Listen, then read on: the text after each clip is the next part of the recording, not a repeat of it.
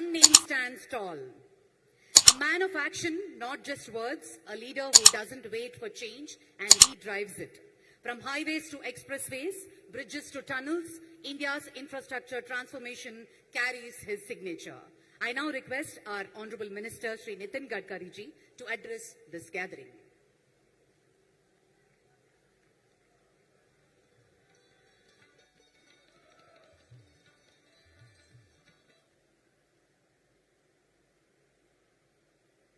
केंद्रीय मंत्रिमंडल में मेरे सहयोगी आदरणीय किशन रेड्डी जी, तेलंगाना के PWD minister कोमती Venkat Reddy ji, transport minister Poonam Prabhakar ji, आदरणीय सांसद इटला राजेंद्र जी, आदरणीय डी अरविंद जी, मेयर आदरणीय विजया लक्ष्मी जी, मेरे सहयोगी अनेक सालों तक मेरे साथ जिन्होंने काम किया ऐसे आदरणीय लक्ष्मण जी, अनिल कुमार यादव जी, सभी एमपी, मल्लू राव एमपी, सभी एमएलएस, एमएलसीज, कारपोरेटर्स, सम्माननीय अतिथिगण और उपस्थित सभी भाई और बहनों, सबसे पहले अंदरिकी नमस्कारम। बागुन्नारा। मुझे बहुत खुशी हुई है कि बहुत दिनों के बाद मुझे आज शहर में आने का मौका मिला है। पिछले अनेक दिनों से किशन रेड्डी जी, कोमती जी, पूनम प्रभाकर जी, यहाँ के सभी मेंबर ऑफ पार्लियामेंट अनेक बार मुझे मिलते थे और जहां तक इस शहर के अंदर के भाग में ये फ्लाईओवर बनाना बहुत कठिन था, पर आज लगभग ये पूरे हुए हैं। थोड़ा सा लैंड एक्विजिशन का काम है। मुझे विश्वास है कि अभी मंत्री जी ने कहा है कि राज्य सरकार की ओर से विशेष ध्यान देकर वो पूरा करेंगे, तो ये काम निश्चित रूप से पूरा होगा। एक बात का मुझे बहुत दुख है, विशेष रूप से अनेक दिनों से उप्पल एलिवेटेड फ्लाईओवर का काम चल रहा है। मुझे मुंबई में 55 फ्लाईओवर्स बनाने का मौका मिला, वर्ली बांद्रा सीलिंग प्रोजेक्ट बनाने का मौका मिला और मुंबई पुणे एक्सप्रेस हाईवे बनाने का मौका मिला। तब फ्लाईओवर बनाने के लिए मैंने एक नियम बनाया था, पॉलिसी बनाई थी कि जो एक दिन पहले काम करेगा उसको 1 लाख रुपए अवार्ड मिलेगा और एक दिन लेट करेगा उसको 1.5 लाख रुपए फाइन लगेगा।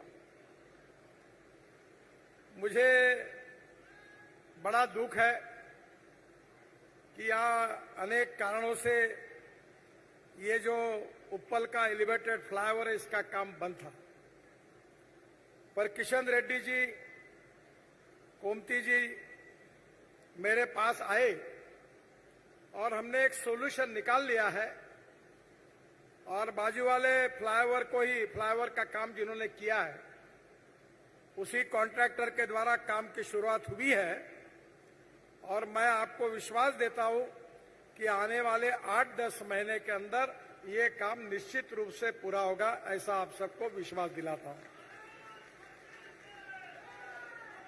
मुझे स्टेज पर जितने निवेदन मिले 8-10 इसी फ्लाईओवर के बारे में थे और इसलिए आपकी समस्या बहुत गंभीर है और 10 महीने में किसी भी स्थिति में मैं भी इसका फॉलोअप करूंगा और ये काम पूरा होगा, ऐसा मैं आपको विश्वास देना चाहता हूं।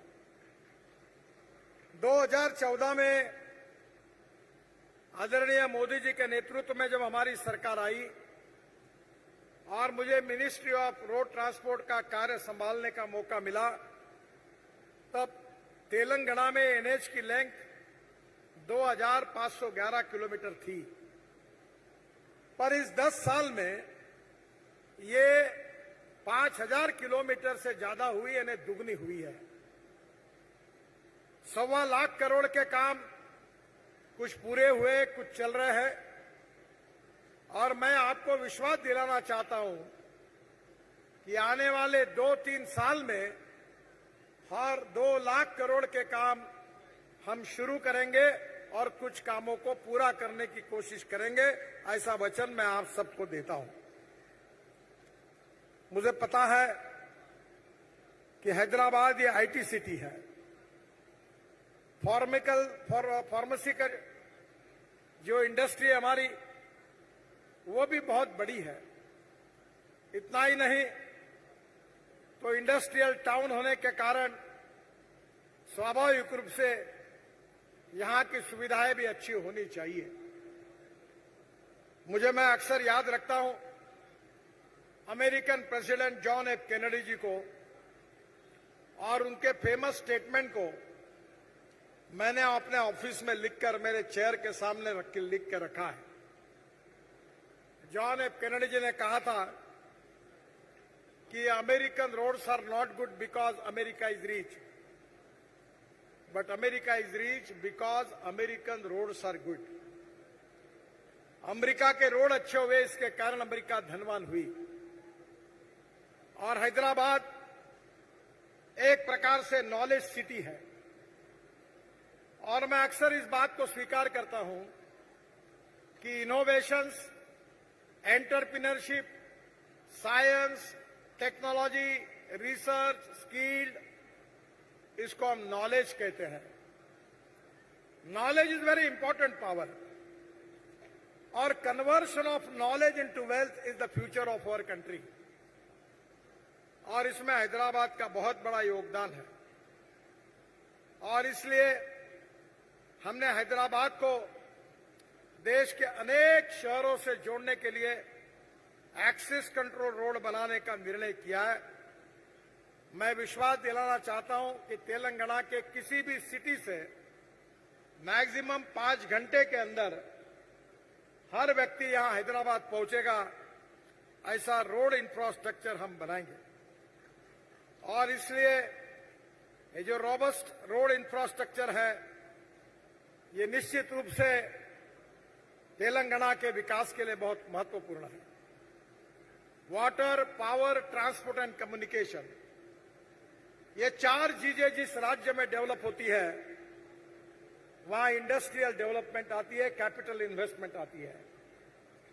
जहां इंडस्ट्रियल कैपिटल इन्वेस्टमेंट आती है, उसके साथ उद्योग, व्यापार, एक्सपोर्ट बढ़ता है। और इसी के कारण हमारे ग्रामीण और कृषि क्षेत्र में भी रोड के कारण, बिजली के कारण, पानी के कारण विकास की गति दुगनी तिगनी होती है। तेलंगाना को सुखी, समृद्ध और संपन्न राज्य बनाना, ये निश्चित रूप से आप सबका सपना है। पर मैं आप सबको विश्वास दिलाना चाहता हूं कि हमारी भारत सरकार की ओर से आदरणीय मोदी जी के नेतृत्व में तेलंगाना के विकास के लिए मेरे विभाग की ओर से हम पूरा सहयोग करेंगे। इस बात का आप सबको विश्वास दिलाता हूं। तेलंगाना में करीब 1 लाख करोड़ रुपए खर्चा करके हम नए नए green axis control express highway बना रहे हैं। इंदौर से हैदराबाद कॉरिडोर 770 किलोमीटर, 17,000 करोड़। तेलंगाना का काम लगभग पूरा हो गया है।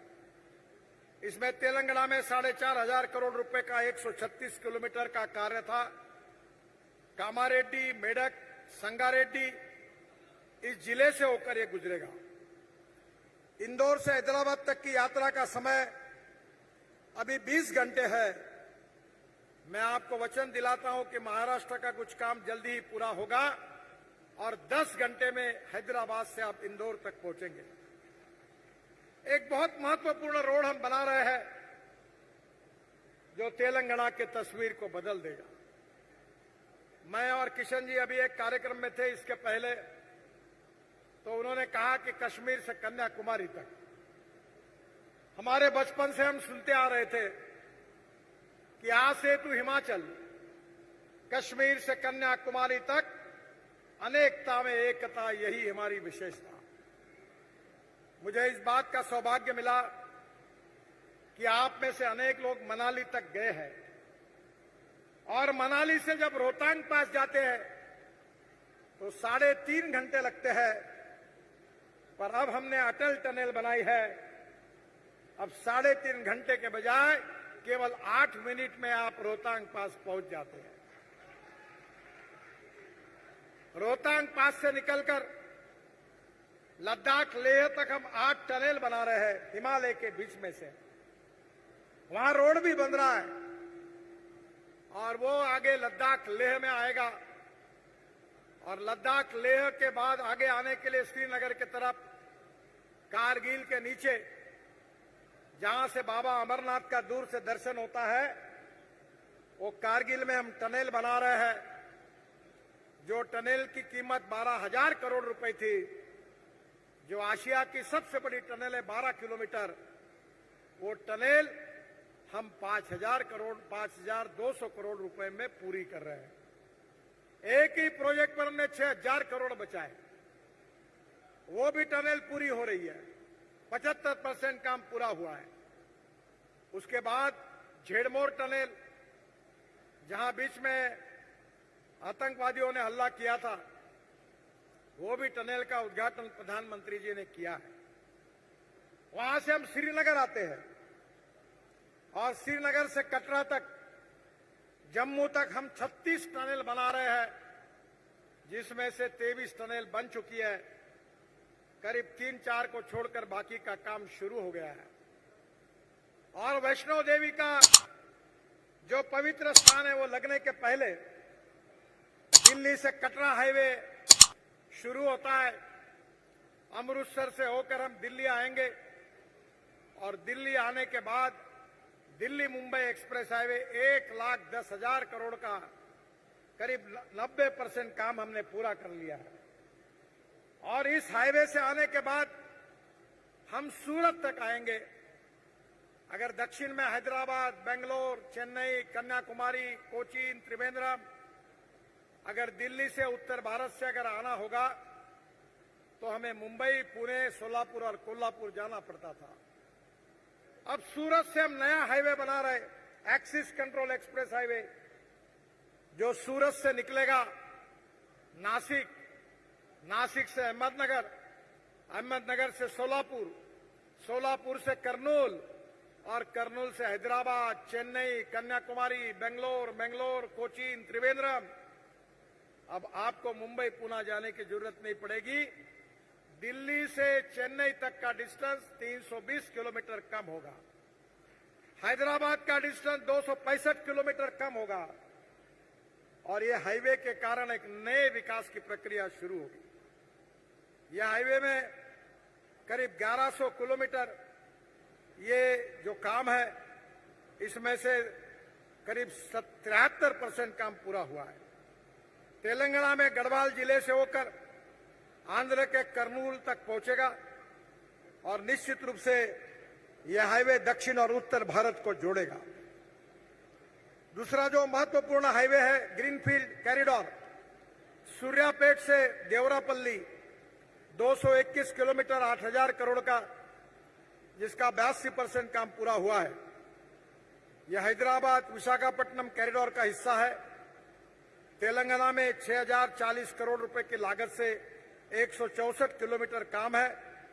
तेलंगाना में सूर्यापेट खम्मम जिले से होकर गुजरता है और हैदराबाद और विशाखापट्टनम की दूरी 56 किलोमीटर कम होगी। अभी 12 घंटे लगते हैं, अब यह प्रवास केवल 6 घंटे में होगा। नागपुर से विजयवाड़ा कॉरिडोर 565 किलोमीटर का है, 16,000 करोड़ का, 21% काम पूरा हुआ है। ये तेलंगाना के आसिफाबाद, मंचेरियल, भूपलपल्ली, हनुमनकोंडा, वारंगल, खम्मम से गुजरता है और नागपुर से विजयवाड़ा की दूरी 175 किलोमीटर कम होगी। ये 13 घंटे से घटकर 6 घंटे समय हो जाएगा। हैदराबाद से पणजी के लिए हम नया हाईवे बना रहे हैं, 563 किलोमीटर, 20,000 करोड़ का है। इसमें हैदराबाद गोवा की दूरी 50 किलोमीटर कम होगी और निश्चित रूप से कर्नाटक के रायचूर से कृष्णा नदी को पार करके ये तेलंगाना में प्रवेश करता है। ये महबूबनगर जिले से गुजरता जड़चेरला में NH-44 को जोड़ेगा और मुझे विश्वास है कि यह टूरिज्म के लिए निश्चित रूप से उपयोगी होगा। मुझे बहुत खुशी है कि 6 लेनिंग जो है वो LB Nagar to Malkapur section, ये 545 करोड़ का काम है। 23 किलोमीटर से 75% पूरा हुआ है। Service road, drains, footpath, VUPs, widening of minor bridges, ये हैदराबाद शहर की यातायात को और भीड़ को कम करेगा। हैदराबाद की ट्रैफिक से बचकर सिग्नल की कनेक्टिविटी, उसमें 20 से 25 मिनट की कमी होगी। 6 lane Pune Hyderabad NH-65 from Sangareddy to Madinaguda, ये 1300 करोड़ रुपए का 30 किलोमीटर का काम है। 20% पूरा हुआ है। अनेक उद्योगों के लिए ये बहुत उपयोगी होगा। जहरीबाद में NIMS national investment of manufacturing zone के लिए इससे बेहतर कनेक्टिविटी मिलेगी। Construction of 6 lane elevated corridor to the urban limit of Hyderabad Bhopalpatnam section, ये 627 करोड़ का है और इसका भी 46% प्रोग्रेस हुआ है। मुझे विश्वास है कि इससे भी निश्चित रूप से यादाद्री मंदिर जाने के लिए भक्तों के लिए जो परेशानी थी वो मुक्त हो जाएगी।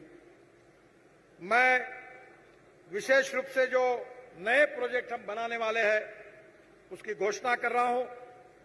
4 लेनिंग ऑफ हैदराबाद से डिंडी सेक्शन NH-765 2800 करोड़, ये 3 महीने के अंदर हम इसका टेंडर निकालकर इसका काम शुरू करेंगे। NH-765 एकमात्र NH है जो श्रीशैलम मंदिर और भामरम्मा देवी मंदिर को जोड़ता है। वर्तमान में 2 लेन पेव शोल्डर है। अक्सर अपघात होते हैं और हैदराबाद से श्रीशैलम 4 लेन के बनने के बाद ये दूरी लगभग 6 घंटे से जो थी वो केवल 3 घंटे होगी। मल्लेला तीर्थम वाटरफॉल, नल्लमल्ला पहाड़ियों में जंगल सफारी, ये इनके लिए महत्वपूर्ण होगा। इस रोड में भगीरथी की पाइपलाइन आती है। मैं राज्य सरकार से अनुरोध करूंगा कि वो भी काम जल्दी करा दीजिए। इसके साथ साथ 4 लेनिंग ऑफ हैदराबाद टुकुगुड़ा रोड, यह हैदराबाद के सिटी लिमिट के धनी आबादी जो है उस एरिया से गुजरता है और इसका चौड़ीकरण हम कर रहे हैं। यह हैदराबाद शहर को आंध्र प्रदेश के श्रीशैलम से जोड़ेगा। 4 लेनिंग ऑफ हसनपुर से कादुर, ये बाईपास सेक्शन 508 करोड़ का है। यह greenfield Hyderabad Panaji economic corridor का हिस्सा है। कर्नाटक के रायचूर शहर और जड़चेरला से हैदराबाद के लिए प्रमुख कनेक्टिविटी होगी। इसके साथ साथ 4 laning of Sircilla Siddipet Duddeda NH-365B, ये 1200 करोड़ रुपए के रोड की मैं घोषणा कर रहा हूं, जो सूर्यापेट के पास से शुरू होगा, अरवापल्ली, जगाव, टुटेड़ा, सिद्दीपेट और सिरसिला होकर गुजरता जाएगा। सूर्यापेट से सिरसिला की दूरी जो आज 5 से 6 घंटे है वो 2.5 से 3 घंटे हो जाएगी। 4 लेनिंग ऑफ खम्मम से वारंगल, ये 3,300 करोड़ रुपए का रोड है, 152 किलोमीटर। यह कॉरिडोर जगितियाल, करीमनगर, मंचेरियल और वारंगल के कस्बों के बीच प्रमुख संपर्क रूप में काम करेगा और खम्मम और विजयवाड़ा तक जाएगा। जगतियल से खम्मम तक पहुंचने के लिए आज 3.5-4 घंटे लगते हैं, वो 1.25-2 घंटे में ये प्रवास होगा।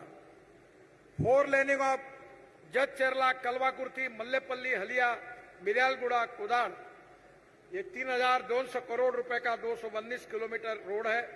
ये भी 5-6 महीने में शुरू होगा। ये सड़क जड़चेरला में NH-44 और सूर्यापेट में NH-65 को जोड़ेगी, जो तेलंगाना के जड़चेरला, कलवाकुर्ती, हलिया, मिर्यालगुड़ा और कोदाड़ को आंध्र प्रदेश से जोड़ती है। 4 लेन चौड़ीकरण से जड़चेरला से विजयवाड़ा की यात्रा जो 6 घंटे है वो 3.5 घंटे हो जाएगी। विशेष रूप से रिंग रोड के बारे में हमारे पीडब्ल्यू मिनिस्टर ने अपनी बात रखी है। मैं 16,000 करोड़ का 162 kilometre development for northern part of the Hyderabad regional ring road इसकी घोषणा करता हूं और जल्दी ही कैबिनेट की मंजूरी मिलने के बाद इस रोड के कार्य का शुभारंभ होगा, ऐसा विश्वास दिलाता हूं। नरसापुर, तुपरान, गजवेल, जगदोपुर, भोंगीर, चौटुपल कवरिंग 4 डिस्ट्रिक्ट और यदाद्री, भूनगरी, मेदक, संगारेड्डी और सिद्दीपेट, इसमें हैदराबाद शहर की भीड़ को, यातायात को कम होने में मदद मिलेगी और औद्योगिक दृष्टि से भी इसका काम आएगा। जो आगे की रिंग बनने की बात है उसके ऊपर हम अध्ययन कर रहे हैं। जरूर इसके बारे में भी जो भी पॉजिटिविटी के साथ इसका अध्ययन करके हम निर्णय करेंगे। नागपुर से हैदराबाद सेक्शन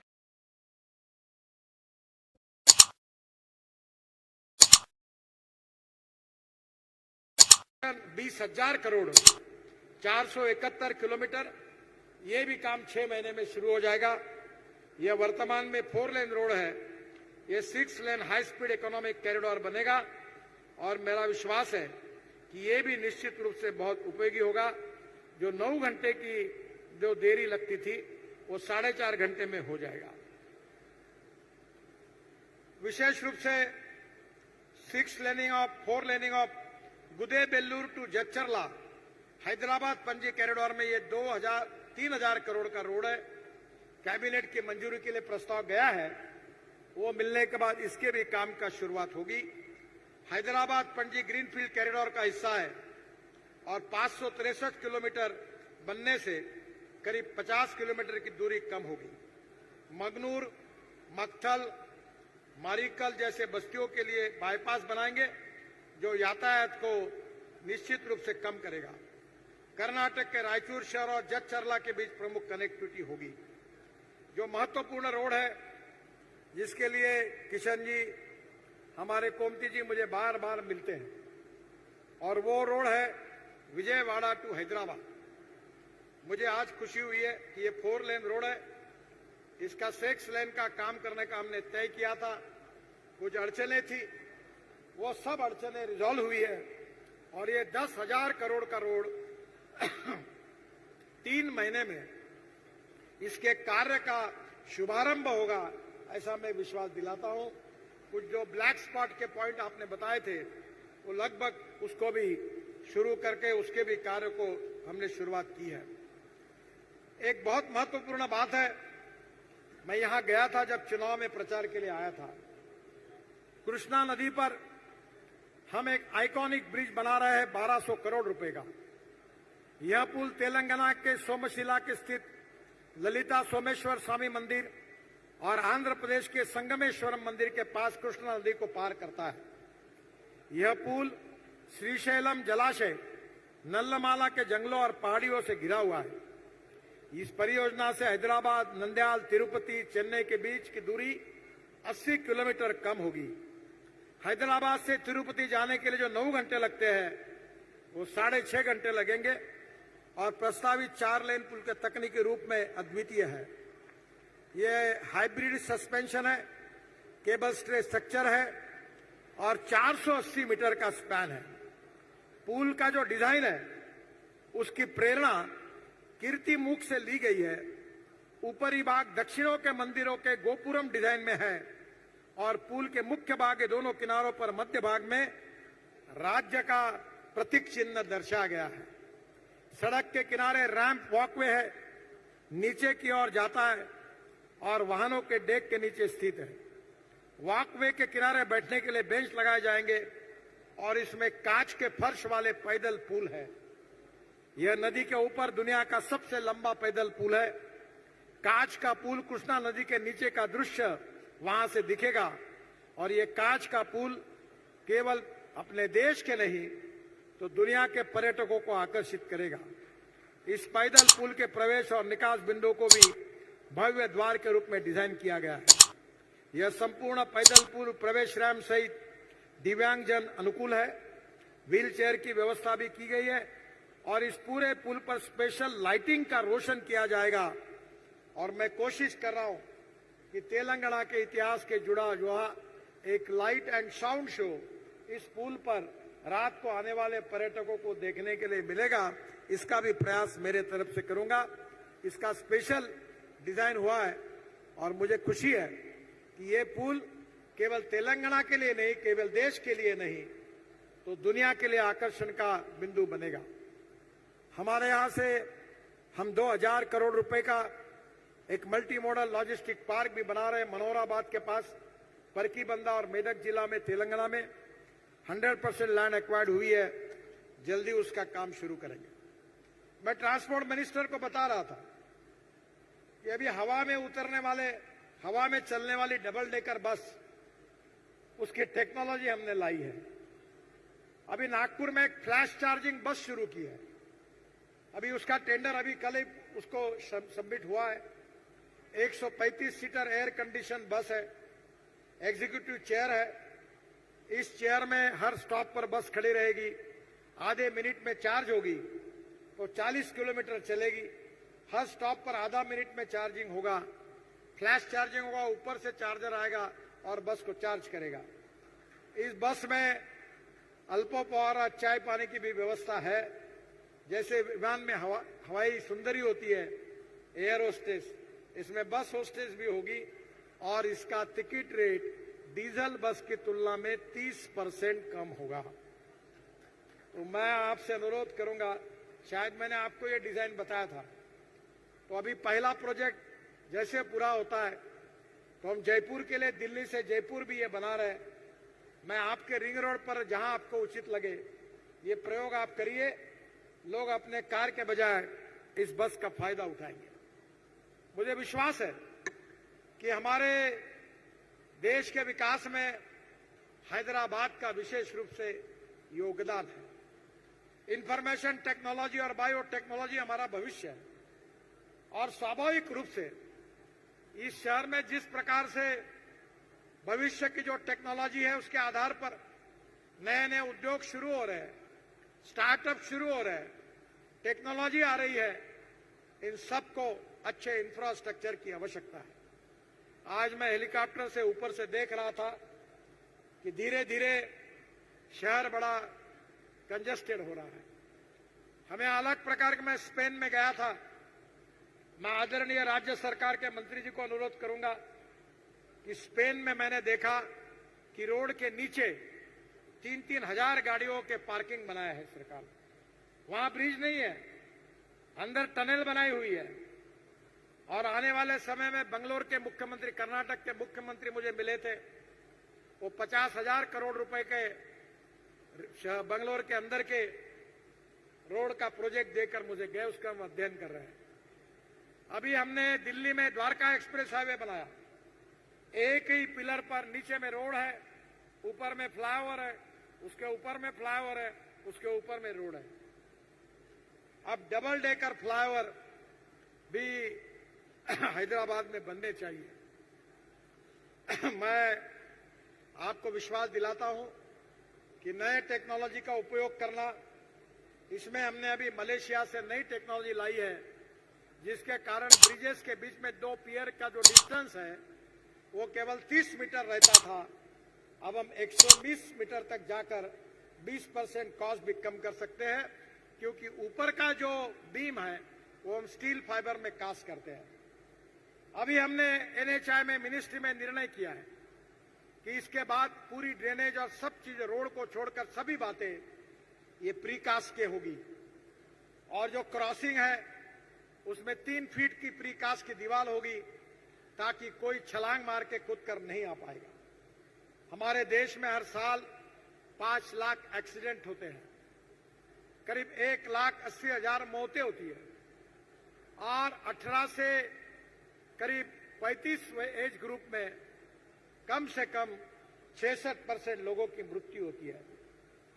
आज कोई कोविड में, कोई दंगों में, कोई लड़ाई में जितने लोग नहीं मरते उतने रोड एक्सीडेंट में मरते हैं। मैं आदरणीय PWD मिनिस्टर और ट्रांसपोर्ट मिनिस्टर से प्रार्थना करूंगा कि हमें लोगों की जान बचानी चाहिए। हमारी कुछ कमियां होगी, रोड इंजीनियरिंग, ऑटोमोबाइल इंजीनियरिंग, इसमें हम लगातार सुधार कर रहे हैं। अभी हमने भारत एनकैप का स्टार रेटिंग लाया है, जिसके कारण हमारे छोटे इकोनॉमिक मॉडल में भी 6 एयरबैग्स हैं। इलेक्ट्रॉनिक ब्रेक सिस्टम लाया है। ट्रक वालों की केबिन हमने एयर कंडीशन मैंडेटरी की है। अब सीएनजी और इलेक्ट्रिक के ट्रैक्टर आने वाले हैं। लगातार हमने टेक्नोलॉजी के साथ ट्रांसपोर्ट सेक्टर को बदला है। मुझे खुशी है कि मैं पानी पे उतरने वाले हवाई जहाज से मुंबई के समुद्र में उतरा हूं। हम लोग ये भी है, मैं आपके ऊपर से बहुत तालाब देख रहा था, क्यों नहीं एमपीबीएस सी प्लेन की ट्रांसपोर्ट सर्विस आप चालू करिए, ताकि पानी पे हवाई जहाज उतरेगा तो उसके कारण भी ऊपर के ऊपर लोग आएंगे और जा सकेंगे। दुनिया बदल रही है, हर सेक्टर में टेक्नोलॉजी विकसित हो रही है, और आज हमारे प्रधानमंत्री जी का ये मिशन है कि हम हिंदुस्तान को वर्ल्ड की 3rd लार्जेस्ट अर्थव्यवस्था बनाएंगे, आत्मनिर्भर भारत बनाएंगे, और इतना ही नहीं तो विशेष रूप से $5 ट्रिलियन की इकोनॉमी बनाएंगे। मैं ट्रांसपोर्ट मंत्री हूं, आखिरी में एक निवेदन करूंगा कि मैं किसान हूं, 4 चीनी मिलें चलाता हूं। इथेनॉल को इस देश में शुरू करने के लिए शुरुआत के काल में मैंने बहुत प्रयास किए। अब मैं इथेनॉल के फ्लेक्स इंजन के गाड़ी में घूमता हूं, हाइड्रोजन के गाड़ी में घूमता हूं, इलेक्ट्रिक की गाड़ी हमने देश में लाई, इलेक्ट्रिक की स्कूटर, इलेक्ट्रिक की कार, इलेक्ट्रिक की ट्रक, इलेक्ट्रिक की बस आई है। हम 22 लाख करोड़ रुपए का फॉसिल फ्यूल इंपोर्ट करते हैं, और इसलिए import substitute, cost effective, pollution free और इंडिजिनियस, यही हमारी नीति है। आपके ट्रांसपोर्ट सेक्टर में भी आप डीजल पेट्रोल का उपयोग कम से कम खत्म करने की कोशिश करिए, यही अनुरोध करता हूं। और मैं किसान होने के नाते गौरव के साथ ये कह सकता हूं कि हमारा किसान अब केवल अन्नदाता नहीं है, वो ऊर्जादाता बन गया है। ऊर्जादाता नहीं है तो ईंधन दाता बन गया है, ईंधन दाता नहीं तो हाइड्रोजन दाता बन गया है। और आपका जो राइस स्ट्रॉ होता है परली, उससे 1 lakh litre ethanol, 150 ton bitumen और 78,000 टन बायो एविएशन फ्यूल यानी हवाई ईंधन भी हम तैयार कर रहे हैं। वो दिन अब दूर नहीं है कि किसान हवाई ईंधन भी तैयार करेंगे। और जो बिटुमिन निकलता है, हमारे राइस स्ट्रॉ से जो सीएनजी तैयार करते हैं, उससे लिग्नन निकलता है। उसका हमने रोड बनाया नेशनल हाईवे में, नागपुर से जबलपुर में। उसमें 15% यूज रबर टायर की पाउडर डाली, 7% प्लास्टिक डाला, और किसानों ने बायोमास से तैयार किया हुआ लिग्नन डाला, बिटुमिन डाला। और जब सेंट्रल रिसर्च और ऑर्गेनाइजेशन ने सर्टिफाई किया कि पेट्रोलियम बिटुमिन से भी ये 50% ज्यादा अच्छा है, क्यों नहीं हमारे किसान डांबर तैयार करें। और इसलिए टेक्नोलॉजी का उपयोग करके हमें देश को बदलना है, और जब तेलंगाना बदलेगा तो देश बदलेगा। हमें राज्यों को साथ में लेकर देश का विकास करना होगा। देश की प्रगति और विकास करने के साथ साथ गांव, गरीब, मजदूर, किसान का कल्याण करना होगा। केवल स्मार्ट शहर नहीं, स्मार्ट विलेज भी बनाने होंगे। और मेरा विश्वास है कि इसलिए फ्यूचरिस्टिक टेक्नोलॉजी, फ्यूचरिस्टिक विजन, ये बहुत महत्वपूर्ण है। और बंगलोर और हैदराबाद ऐसी 2 नॉलेज सिटी है कि जहां के यंग टैलेंटेड इंजीनियर्स इनोवेशन के साथ, स्टार्टअप के साथ नए नए प्रयोग कर रहे हैं। मेरा विश्वास है कि निश्चित रूप से आने वाले समय में देश के विकास में तेलंगाना और हैदराबाद की भूमिका महत्वपूर्ण रहेगी। और मैं आपको विश्वास दिलाना चाहता हूं कि इस विकास में भारत सरकार पूरी ताकत और शक्ति के साथ आपके विकास के लिए पूरा सहयोग करेगा, ऐसा विश्वास दिलाता हूं। और अपनी बात समाप्त करता हूं। मेरे साथ जोर से कहिए, भारत माता की, भारत माता की, भारत माता की। धन्यवाद, नमस्कार।